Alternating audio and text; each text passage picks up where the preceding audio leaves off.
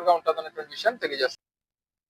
పార్వతీపురం మన్యం జిల్లా కొమరాడ మండల కేంద్రంలోని ప్రాథమిక ఆరోగ్య కేంద్రంలో అదనంగా మరో డాక్టర్ను నియమించాలని 3 నెలలుగా ఖాళీగా ఉన్న ఏఎన్ఎం పోస్టును వెంటనే భర్తీ చేయాలని సిపిఎం నాయకులు డిమాండ్ చేశారు.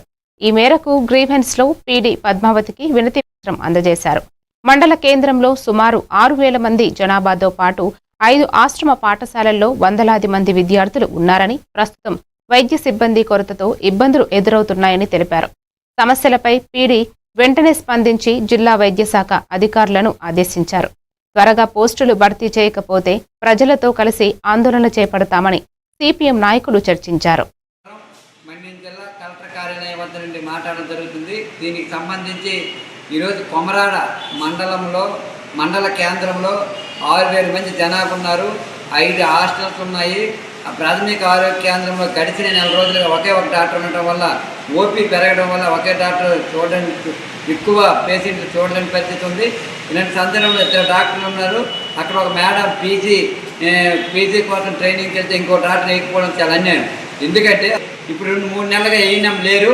ఏఎన్ఎం లేకుండా మండల కేంద్రంలో సచివాలయం ఉందంటే ఇంకెంతకన్నా వెట్టువరం ఎక్కడ ఉండదు. కాబట్టి మండల కేంద్రంలో వెంటనే సచివాలయం ఏఎన్ఎంలు కూడా నియమించాలని చెప్పి ఈ 2 సమస్యలు పరిష్కరణ చేయాలని చెప్పి ఈరోజు గ్రీవెన్స్లో వెలుగు పీడీ మేడం పద్మావతి గారికి మేము గ్రీవెన్స్లో వినతిపత్రం ఇవ్వడం జరిగింది. వినతిపత్రం ఇచ్చిన వెంటనే పీడీ మేడం గారు స్పందించి జిల్లా వైద్యాధికారిని పిలిపించి ఈ సమస్య వెంటనే పరిష్కరించాలని చెప్పి ఆమె చెప్పడం జరిగింది. వెంటనే జిల్లా వైద్య శాఖ అధికారి మేడం గారు స్పందించి ఈ 2 సమస్యలు వెంటనే పరిష్కరిస్తామని చెప్పి హామీ ఇవ్వడం జరిగింది.